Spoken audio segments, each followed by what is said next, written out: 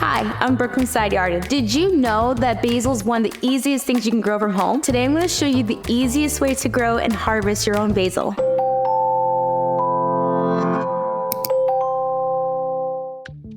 To start out, you can find basil seeds readily available online or in stores like Home Depot or Lowe's. They are extremely cheap and will produce a lot of plants from one package. What I like to do is start my seeds indoors with a seed starter kit. This is my own personal preference, and I know some people prefer to grow seeds outdoors with natural light, but I found that starting them indoors keeps them safe from getting attacked by insects and prevents sun damage while they're young and fragile. I ordered this one on Amazon and it was super cheap, but it works better than any others that I've used. Starter kits are also available from the gardening section in places like Home Depot or Lowe's, but if you go that route, keep in mind you would need to buy grow lights separately. With this kit, it comes with everything you need, including grow lights, soil pots for seeds, and a humidifier dome with a ventilation system, and it has a daily timer for the LED grow lights to turn on and off. I will leave a link down below in the description for the cheapest basil seeds and the best seed starter kit for anyone interested in picking these up. I will also make a separate video explaining how to properly set up and use the seed starter kit for those who might need additional guidance. After we get our pods nice and moist, we start out by placing 2 to 3 seeds in each pod. Once that's done, you will gently pinch the soil from the tops of the pod to cover the seeds. After this is done, we can pour a little more water on top of the seeds and set our grow light to the dimmest settings on an 8-hour time cycle.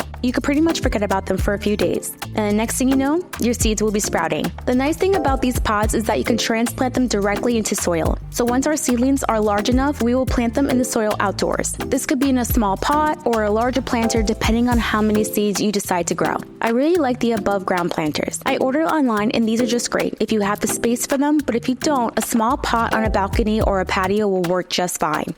Be sure they will get a lot of sun, between 6 to 8 hours a day, and water every couple of days depending on how moist the soil is. Your basil plants should be ready to harvest once they're about 8 to 10 inches tall, but for the sake of this video, I let them grow to full maturity. When harvesting your basil plants, you will want to check the main stem for the lowest split that the leaves are coming from. These are called nodes. Click the stem just above the lowest node and place the clipped piece to the side. Continue to do this on all of your plants.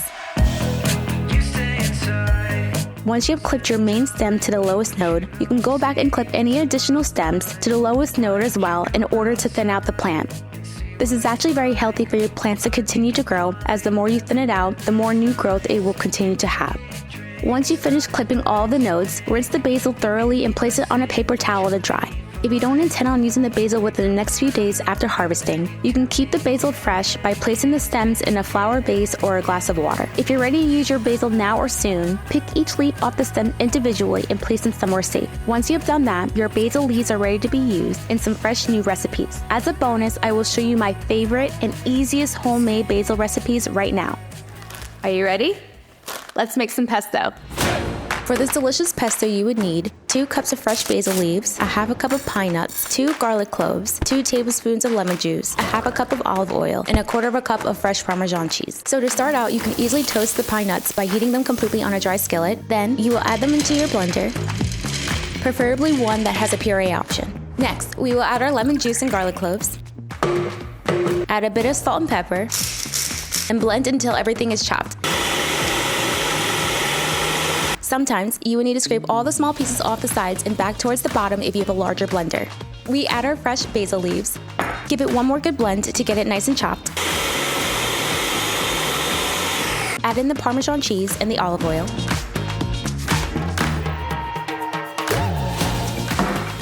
Set the blender to puree and let it run until everything becomes more pasty.